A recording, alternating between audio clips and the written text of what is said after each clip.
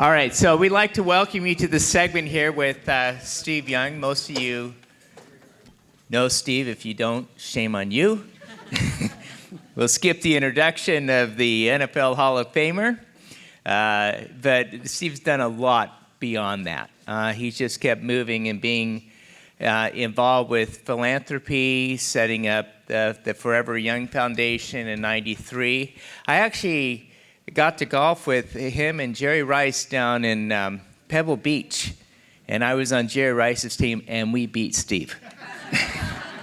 So he remembered me from that. But we're really honored to have him. Not positively, but I remembered you.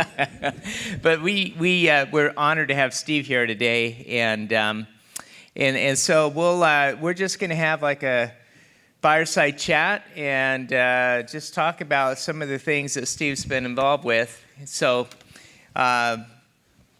first question here is how you transitioned from the NFL Hall of Fame quarterback to the world of private equity, and why did you make that transition? Yeah, it's a long, strange road, like most of our stories. How we even got to this room probably has a lot of more interesting ways that we've accomplished the things that we've done. A lot of angels in your life or decisions that you made. Playing football, actually, I went to college and the coach told me he didn't want to coach lefties. And I'm lefty.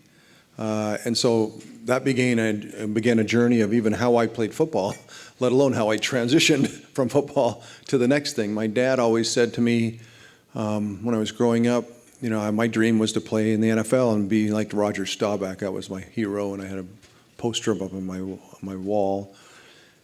And he said, "Oh, dreams are amazing, Steve. You should have a dream. Everybody should have a dream. Dreams are like less than 1% chance, but it's good.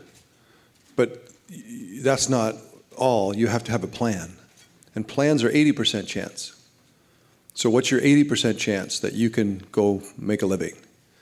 And I said, well, I guess 80% chance I'll go to college. I think there's 80% chance I can do that. And then I'll go to law school like you did. And that'll be my plan. And he goes, that's a good plan. I believe that's 80% chance. And so then I turned pro in the NFL, and I called my dad. I'm like, Dad, the dream came true. Like, I don't have to worry about the plan anymore. We got the dream. And he said, well, the average career in the NFL is 3 years. So when you're 25, what are you going to do? And I said, well, I guess I'll stay with the plan, you know.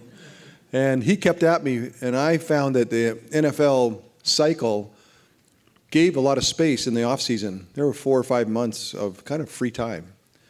And I got this crazy idea that I'd go to law school just to get him off my back. In some ways, but I was interested in it. I enjoyed, and I did. And over 6 years, 6 semesters, a semester a year, I graduated from law school. And in those 6 years, I went to 3 Super Bowls. So school started January, first week of January, and Super Bowl's February, first week of February. So you can imagine showing up for law school a month late. And they, you know, not necessarily the most patient, kind humans in the world. So it was a rough go, but I enjoyed it. But the transition starts. I'll finish talking about it. But that's how I transitioned, is having a law degree, and I cut the line with all the private equity guys that had been in banking for years or consulting, and got their MBA and so forth and so on. And I think in many ways, private equity was interesting to me because one of my great mentors, Bob Gay, who spoke to you last year. He's the one that kind of sponsored me into private equity because he thought that I would be something that I could really do well. And I think that I saw it the way he did. Through capitalism is how we are going to solve problems. And I thought that was an interesting way to think about the responsibility of capitalism. And then that got me thinking about private equity, what it can do, and as it sponsors people to think about kind of what I always threw when I was playing player equity. I always used to scream for player equity in the NFL. Never came, but how much employee equity would make a difference in businesses. And so that's been a long-term plan of what is now my firm, HGGC, which was Huntsman Gay Global Capital. So Bob left in 2011. So that was the transition. Just to finish the story about my dad, years later now, he's 89, and just recently I asked him, what's your dream? Because he always said, no matter what age you are, you should have a dream and you should have a plan. And I said, so Dad, what's the dream? And he thought about it a little bit. He's like, 110. And I go, Dad, I think there's a better chance than 1% that you can get to 110. And he said, I don't know, maybe not. And I said, what's the plan? And then he looked out at it and goes, love your mother. That's the plan. I go, there's a 100% chance of that, right? But I think that's an interesting idea that I've taken forward to my kids, that you want both. You want a dream and a plan, and that's how I transitioned, was because of my dad's dream and plan. So HGGC currently has around $7.5 billion of assets under management. What is the investment thesis there? Fundamentally, it's around that the person across the table in a essence of a transaction. That's what private equity is, a series of transactions. The person across the table is your partner. The person across the table is your long-term relationship, like a VIP family practitioner in medicine. Like, you're going to that person across the table, you need their reference into the future. So I'm going to go the distance in developing this relationship. It doesn't mean you can't have hard conversations. It doesn't mean that you can't hold each other accountable. It just means that you'll go the distance to communicate, create an environment where you can have shared common experiences and shared strategic values, and that's how we're going to go. And so 60 platforms, investments, representing those $7 billion is really 100% of them were done in that spirit. Now, you say to me, well, now, Steve, after 16 years, all 60 of those and then the 600 add-on transactions that followed those 60, those have all been referenceable. So that's 660 people. If I called them right now, would they say, I like these guys, they're worth it, they did what they said? And I said, well, I can guarantee you that every one of them, there's an effort made. And despite the foibles of humanity, I think that's the spirit of how we approach every day, and that's how we solve problems.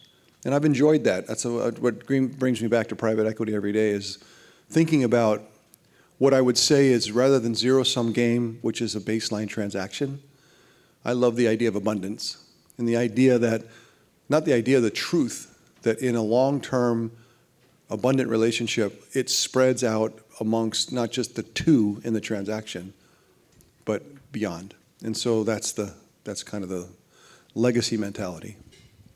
One more business question, then we'll get to philanthropy. Is there a particular type of industry or business that you have a greater passion for, that you love to work with more? Well, we're in Palo Alto, right up the street. So we've been in technology since, feels like the beginning, pretty much in some ways. And so it informs all of our investments, whether we're in business services, we'll do some financial services, we'll do even some consumer. But nowadays, everything is tech-enabled and tech, either someone's being disrupted or the disruptees. And so in that way, we speak the language of today's marketplace. And what I love, what really energizes me, is when someone's built a business that has built upon the same values that I just described that we espouse. Again, I'm not saying we're perfect, but that's what we espouse. When someone else is thinking about their business that way, that's when I get really energized. How can I back you to be great? And some of our businesses have grown really, really big, and the very people that I backed to go do this, I told them, as you get bigger, can't change. You got to hold. It's hard when you get bigger to hold your values. It's hard when it gets multiple offices, global, 100,000 employees. Like, it's just hard to hold those values. I said, I'm charging you with making sure that you do that. And about 3 years ago, he was on CNBC headlining a new employee equity structure in the company, kind of giving the company back to the people. And it's been hugely successful. And that's the kind of abundant spirit that I kind of dream of. And so to me, it's not necessarily what your business is doing, it's who you are, kind of who you are. Okay, let's turn over to philanthropy. In 1993, you started the Forever Young Foundation. And what led you to do that and why? My lawyer agent, Lee Steinberg, had made that a point of all of his clients, athletes, starting a foundation to give back to where you went to high school, where you went to college, and where you were playing as a pro. And so that's essentially why I started it. I mean, I was just a kid, selfish kid, right, just trying to survive. And he kind of raised my eyes to doing this. And then when we were going to start the Forever Young Foundation, he goes, "What do you want it to be about?" And I had just been at a dinner that I was invited to by a group of mothers who were mothers of disabled children, and they were raising money for their charity was essentially transportation for disabled children to get them to all the places they needed to get around the valley. And they needed vans. And so they developed a charitable 501c3 to raise the money and buy the vans and have the drivers and get people, their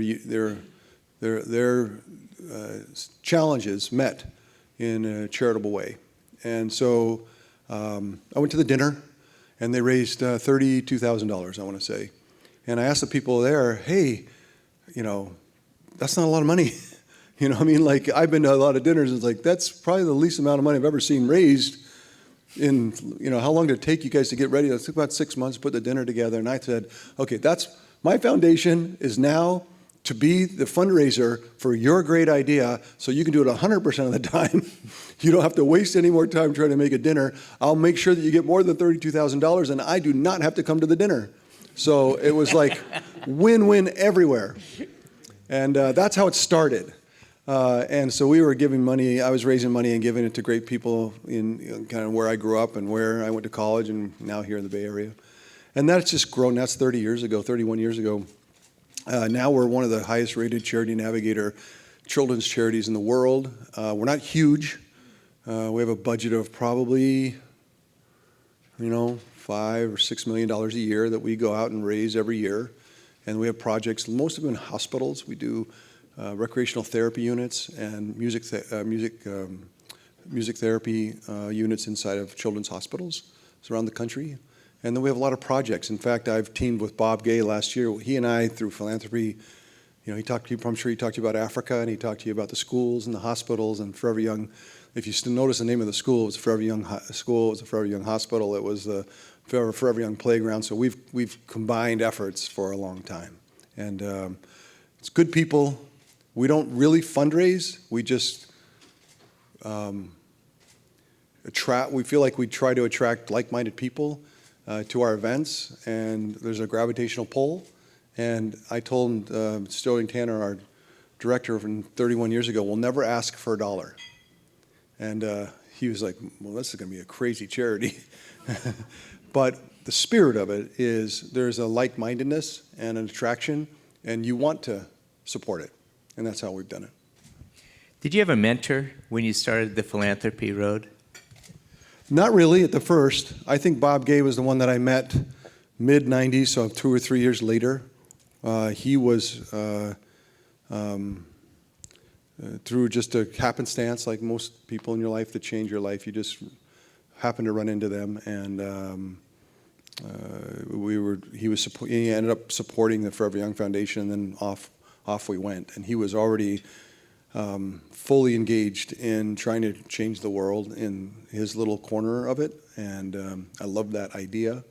And many of the ideals that I carry today are really from being around him. So you had the opportunity to be the spokesperson for the Children's Miracle Network. How did that help to shape you in philanthropy? So the Children's Miracle Network started in 83. And the first hospital was a Primary Children's Hospital in Salt Lake City.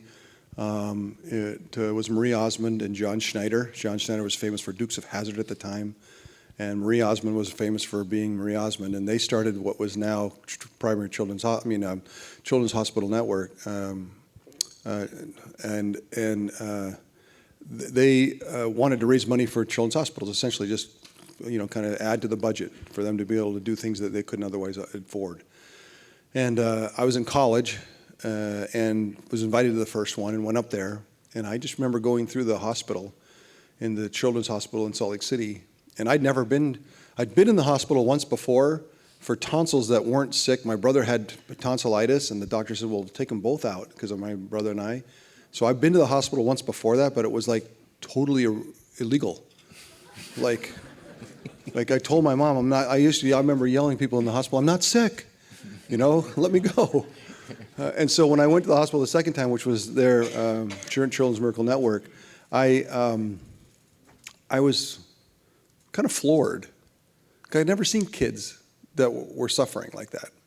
I didn't know. I mean, I guess I theoretically knew, but I think I'd never really seen it. And I think when I saw it, it shocked me. It shocked me that kids would be that poorly off. And it was all types of things as we went through the hospital. And I just kind of wept for them. I'm like, oh my gosh, this is terrible. And then by the end of it, I've noticed that what happened was every time I or someone else around them was like, how are you doing? It was always, I'm doing great. And I wanted to yell out, you're not doing great. But what they had was a spirit of warriorship that just was amazing to me. And I thought to myself, and I think that's why I was changed that first time, because I realized not only do I have it very nicely, I'm very lucky, but I'm also almost callous about it. And complaining, for the little things. And I've always remembered that the kids in the toughest spot and the warriorship of children, that they don't know anything else but it's great, and if I'm not great today, I'll be great tomorrow. And everything's going to work out, and there's just a faith, a natural faith, and a childlike faith, right? It's just, and I decided as a young adult that I wanted to carry that with me, and so that's been an inspirational tour for me that day. I did it. I've been there, Children's Miracle Network. What does that make it? 42 years. I've spent so many times on Children's Miracle Network telethons. I mean, I think I probably spent a year of my life on Children's Miracle Network telethons. They've raised billions and billions of dollars through those balloons at Walmart and Costco, and you've seen them around, and Walgreens and all the places that they do it. And what's great is every dollar they raise stays local. That was the magic. You're helping kids in your area. And anyway, that's that story. For the projects that you decide to get involved with, how do you sort things out where your priorities rest? It's interesting. I think it goes back to the private equity.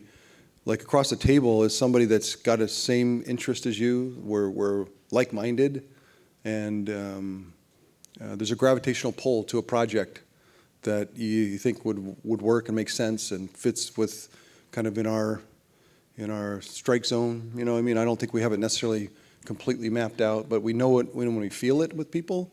And they, a lot of those ideas that Bob came up with, some we could do and some we couldn't do. We just didn't fit. But I think we keep charging on the things that we know we love to do, and then waiting for someone else to come up with a great idea that we could spread our wings a little bit more. I think that's one of the reasons why I think that we've gotten such a good rating in Charity Navigators. We're kind of, we're aspirational, but we're not over aspirational.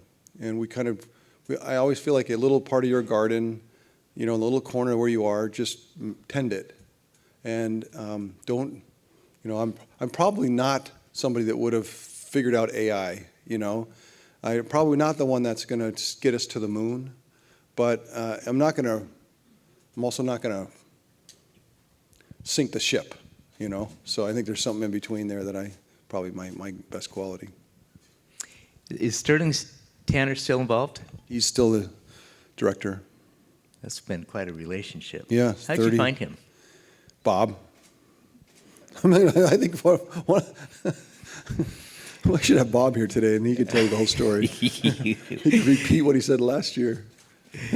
All right. So after That actually is not true. I just thought about that. My best friend in college, Tide Tanner, that was his brother. There you go. And it was brothers. Tide was the one that's like, my brother's working over at Anasazi, and you should talk to him. That's how it happened. I don't want to give Bob too much credit. You know? Steve and I went to the same school. I sat in the stands while he played football. So, I would have traded you at the time. I enjoyed my seats. How do you measure the success of projects that you're involved with? You mentioned the first about it's easier just to give the $32,000 than to let them spend 6 months. But how do you know something is a success or worth your while as you become involved? I think our projects are so bespoke that we find that to do them, we need lots of other people to jump in, whether the builder's going to contribute their efforts, whether it's going to be the art, whether it's going to be, so you get a lot of people who are like-mindedness, and then anyone watch the movie Patch Adams with Robin Williams when he went to the hospital and made kids laugh and they got healthier, and they're like, hey, why don't we do that? And that movie inspired these projects. When I watched it, I'm like, we should build those.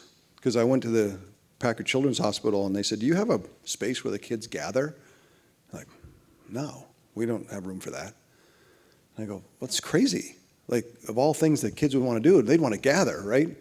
And so that was our first one, and the Forever Young Zones. And so in many ways, how I know the projects we do, they're not far-flung, and they're not hard to understand the impact. The biggest issue is how do you get them staffed? How do you endow them so that they can stay doing their work? And that's the biggest challenge, because everyone has a great idea and you put it in the ground and then no one can service it, or it runs out, or the hospital can't. So those are the big issues that you want to make sure. I'm sure everyone in this room is really great at sustainability and efficacy. In other words, a lot of great ideas out there, amazing ideas. Yeah, and some seem to be kind of taking wing, but there's got to be an ability to make sure that what you're doing actually sticks and makes a difference. And we're working in children's hospitals. It becomes very apparent very quickly, from the parents especially. I mean, I'll be anywhere in the world, and someone will say, "Thank you so much for the Forever Young Zone in X hospital. My kids were there, and I saw your name, Forever Young."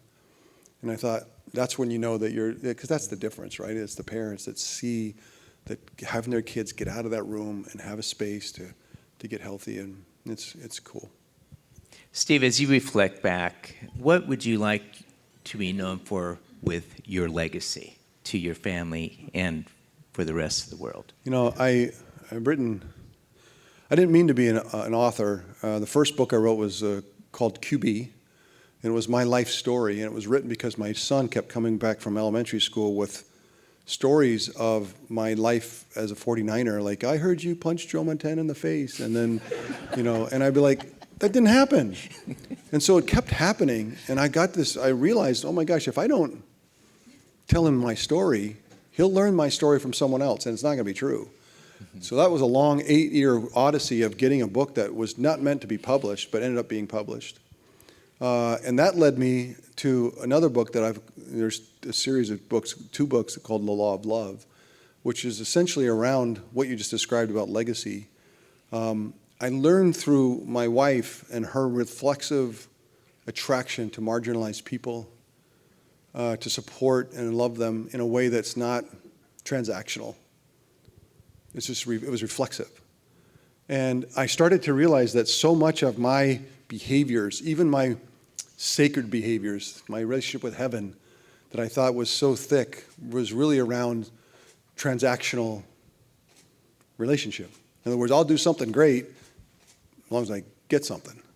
And it could be really sacred, right? Like, you'll promise me heaven if I'm really good to people, or whatever it is. At its root, it's transactional.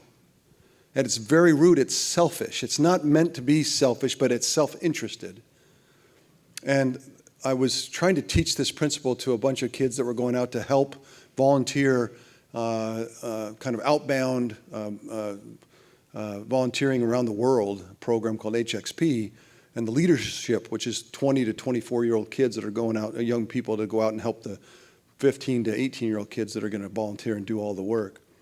And so I was speaking to them, and I was trying to teach them these principles around selfishness and selflessness and non-transaction and how you want your relationships. And I said, I used the example of being on I remember at the time I had just driven somewhere. I was late when my wife told me to, I promised her I'd be there, and I was late, and now I'm late for the 80th time, and it's just not going to go well, and I'm trying to rush, and I'm in the left lane waiting for a green light behind a guy.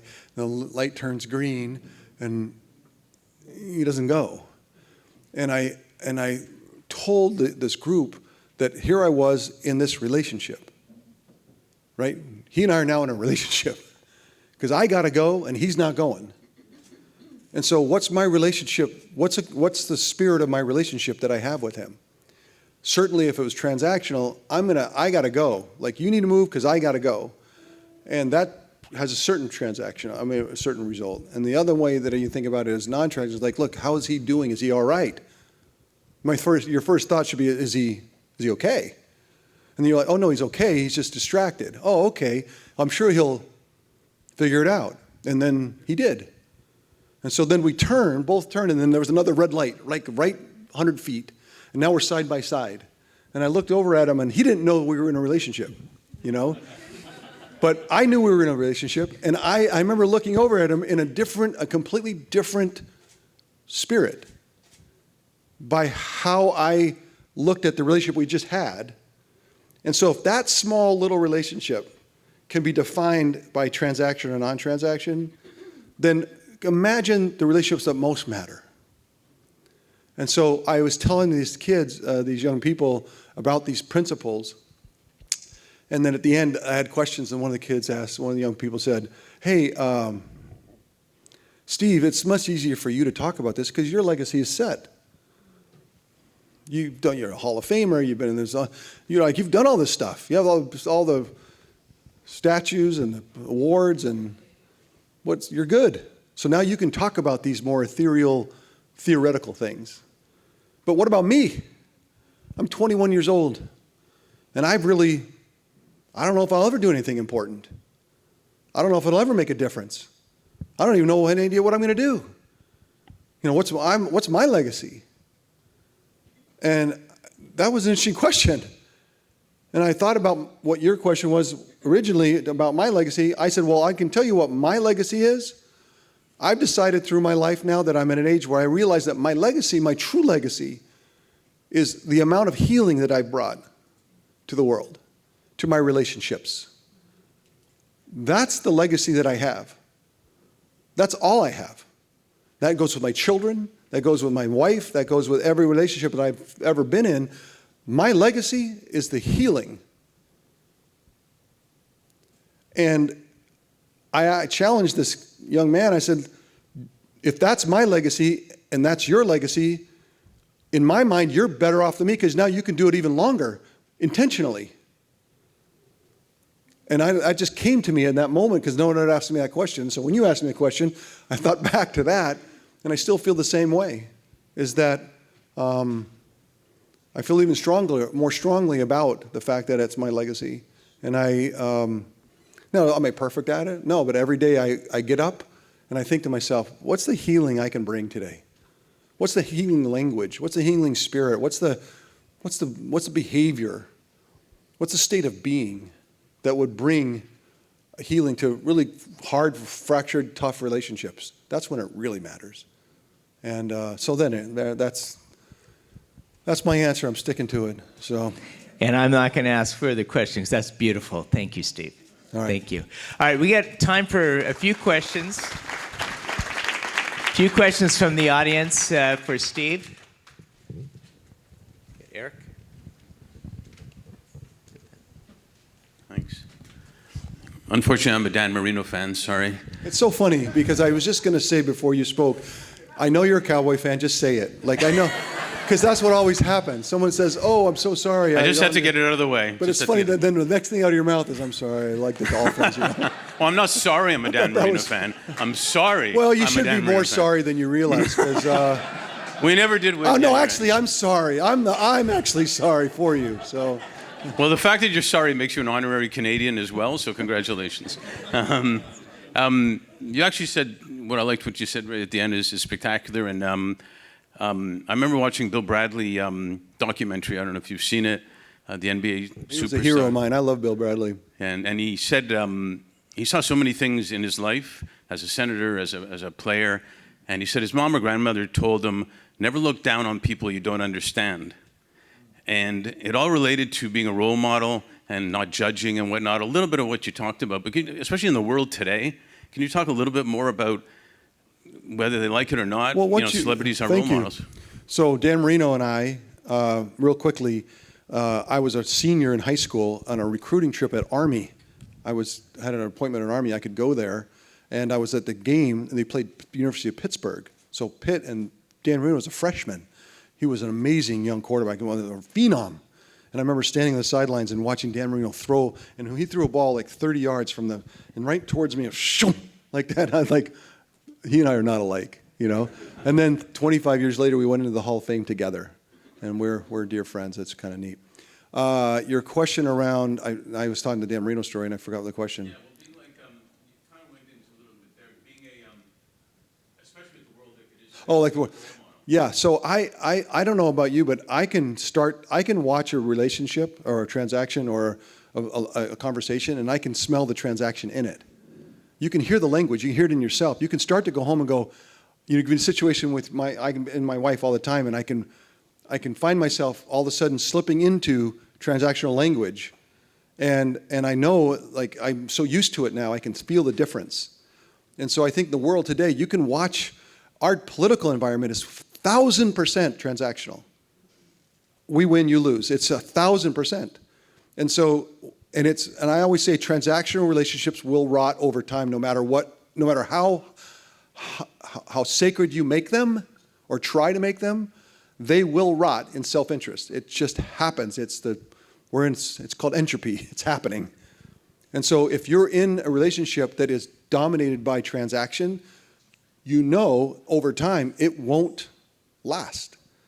And so all of us love the idea of lasting relationships, and we'd like to be governed by lasting relationships and lasting ideals, and the only way to do it is in a non-transactional way. And so it becomes science. Like, it's not hard. I don't have to be theoretical about it. It's just watch yourself. I always say this example in the NFL.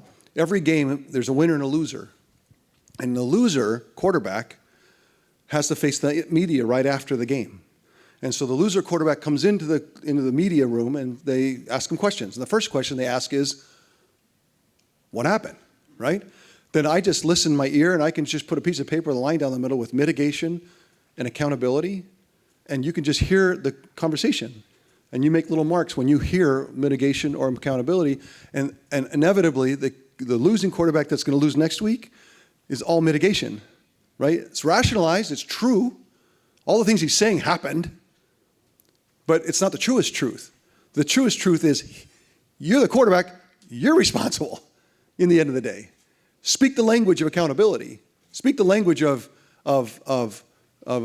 owning the situation and making sure that you're in front of it, because your teammates are watching too, and they hear mitigation. You know what they do? They repeat mitigation, and pretty soon you're 0-16. So same kind of idea. But I'm at a point now with my kids that they'll turn to me and go, "Dad, that's transactional." So I know I'm doing good and bad at the same time. Pamela?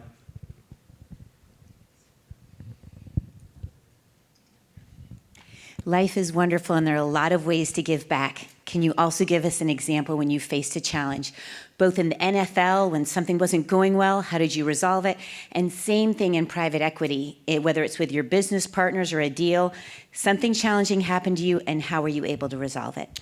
I was in a really difficult relationship in private equity with a founder whose business that he'd built from scratch, literally out of his garage, and now was a thriving big business, and he'd taken it the whole way, and now wanted to retire and become the chairman. and leave the day-to-day business. And so together, we transacted and figured out a strategic vision together, and we went out to find a CEO, and we did. CEO, a month later, after he's been in the job, called me and said, hey, you know, he's in the business, he's walking the halls, and he's making all this distraction, and the people don't listen to me because, you know, he's, from the very day, like when he walks in the room, everything changes. And so I called him, the CEO, and I said, Jerry, you can't roam the halls. Like, it's just, you're too powerful. You've been there too long. And people don't have you're not giving people the empowerment that they need to do their jobs, especially the CEO. And he goes, is he weak? What's the matter with him? What's the problem? And I'm like, it's not about his weakness. It's about your strength. You've got to see it. And he's frustrated. I can't even walk in my own building. I can't even, I don't know, you know. And so I went and back to the CEO and said, I talked to him and he's going to do better. And about 3 months later, he called me back, hey, look, it's me or him. You just tell me, because I'm done. And so I went back to Jerry and I said, look, it's not working. And he's like, I know, he's so I forgot to tell you the situation. So we had a board meeting in between that he got so frustrated, he stood up and threw a chair. Like, he was just so mad. He's like flaming mad. And I remember laughing, like, Jerry, that's the worst throw I've ever seen in my life. I mean, that went only 2 feet. I mean, my gosh, your anger is worth nothing. And but then a couple months later, I came and said, look, it doesn't work. And I remember in a tear, he said, I need to leave. I've got to go. And I said, I agree. I think it's more healthy for you. And he did. And he left and it was he had 3 children. It was his 4th child.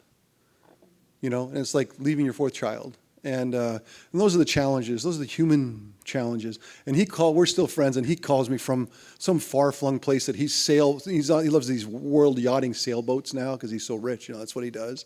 And he's like, I'm in, you know, Galapagos Islands, and it's amazing, you know. And I'm like, go on with your bad self, Jerry. You're doing great. But those are the situations that can be toxic and can costly and super challenging, and personally can break really easy. And I think I love the situations where I've actually been able to, which is not all the time, to see through it and find the way to productivity and then hold a relationship that could have so many times, you know, busted forever. In the NFL, I don't know. I mean, I wasn't smart back then, you know, and how I managed people was I like to have all kinds of ways, whether it's self-deprecation or comedy or yelling or threatening or everyone needed something different. And I had to be sure that I didn't say something to one person that caused them to respond negatively, because then you don't get what you're looking for. And I had to find the guy, you know, certain people you had to yell at. They liked it. And some people you just couldn't yell at. And so a lot of relationships in football quarterback is really, it's about psychology mostly. It's getting people to jump in and fight for you. They have to give their body, they have to literally get in a fight 60, 70, 80 times a day to protect you or to help you. And if you don't inspire them to do that, you know, inevitably, even though they want to be great, you know, the situation kind of devolves. So if you were it's de facto as far as quarterback in the NFL. If you're successful in the NFL, you're a good leader. You might have different ways of doing it, but you've figured out a way to get people to do things that are unnatural, which is to ram other human beings. That's unusual, right? That is not natural. Even the guys that are used to it every day, that's like, you don't wake up and just go, I can't wait to ram somebody. Like, if you feel that way, you haven't rammed anybody, right? Okay, we have time for one more question. Jason? Yeah, Steve, a big Niners fan, 80s, 90s dynasty. So Ronnie Lott is a friend of mine. So he's a good man. You are so good. You're so good. I love your takeaways, being a healer, healing, and 80% psychology, 20% mechanics and all that here. Now, interesting. A business question for you. Okay, you have a magic wand, anything you want, right? You're very relational. You're super skillful in spirit and strategic as well, but you have a magic wand. What would be your ideal type of deal you like to acquire or invest in? Well, as I tell my wife, she's like, why are you doing this? Like, you know, I went to the Middle East last week, you know, and that's where some of our investors are. And so she's like, what are you doing? Why? And the why, I answered her back is, honey, I feel like this firm empowers people to see how good they can get, and they can change the world in our little space. We can change the way people think about business rather than such transactionally motivated. Look, we understand that it's underpinning everything's a transaction. I get that. It's the world we live in. Eat what you kill, you know, by the sweat of your brow. Like, we get that we're in an environment that it's hard to leave transaction. But can we elevate it and to make find abundance? And so that's the spirit of why I do it. And so the deal that I would love is when I'm across the table with someone who is like-minded. It's like, oh my gosh, you know, I can't believe that you've been building a business, that you've been thinking about this. And what I really love is when they bring something that I haven't thought of.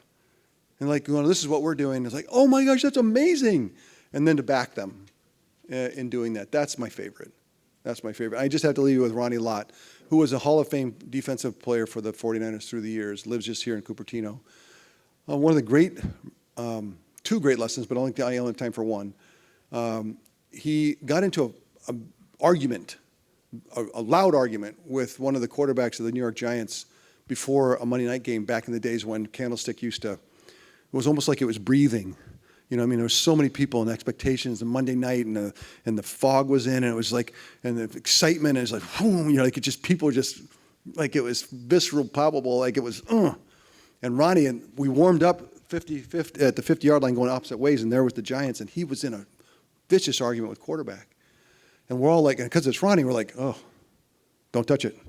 Because Ronnie was the leader. He was the king as far as in the locker room, what he said, and so no one's going to bother him. And so the argument didn't start a fight, which it usually does before it came in the NFL. Didn't start a fight because it was Ronnie. And after that ended, I went up to him and said, Ronnie, what was that about? He said, he doesn't respect competition. Because he had said something publicly that tried to shame the 49ers in a way that just inflamed Ronnie. And he said, I needed to teach him that competition is a sacred space. Because if you're going to actually have winners and losers, it has to be for a reason. If we're just going to win and lose, who cares? And if you don't respect it, you devalue the very risk that we take to try to see who's going to win and lose. The only value we have in competition is that the losers can learn and the winners can learn as well. And if you disrespect each other, it's gone. And I remember I was like, oh, preach, man, that's amazing. Like, I never even thought about that. And that has been super helpful to me in my whole life, because I think that I was very, very competitive. And I think I was very zero-sum game competitive, like most people. But Ronnie was abundantly competitive. He found abundance in the thing that we have to do every day. And found and said the language of it and how you respected it. It was a sacred ground where you can become better. And so for him, when we beat somebody, the respect he had for them and the wish that he had that they could grow and get better was pure and true. And I love that about the great Ronnie Lott, and I'm glad you mentioned him. I've got carpool. If I don't show up, I'm a dead man. So I actually literally have 2 minutes, and then I have to sprint. Okay. I like to... Thanks for this. No one asks me these questions. You know, who are you people? Like, I don't talk about this stuff. Like, I walked in here, I thought I was going to tell you some, like, funny story. Like, I didn't know. I knew Bob told me to come down and speak, and I was really excited about it. But this is like, I got more than you got, I hope. I mean, whoever spoke before, I mean, that was amazing. So thanks for paying it forward to me. Thank you. Thank you, Steve.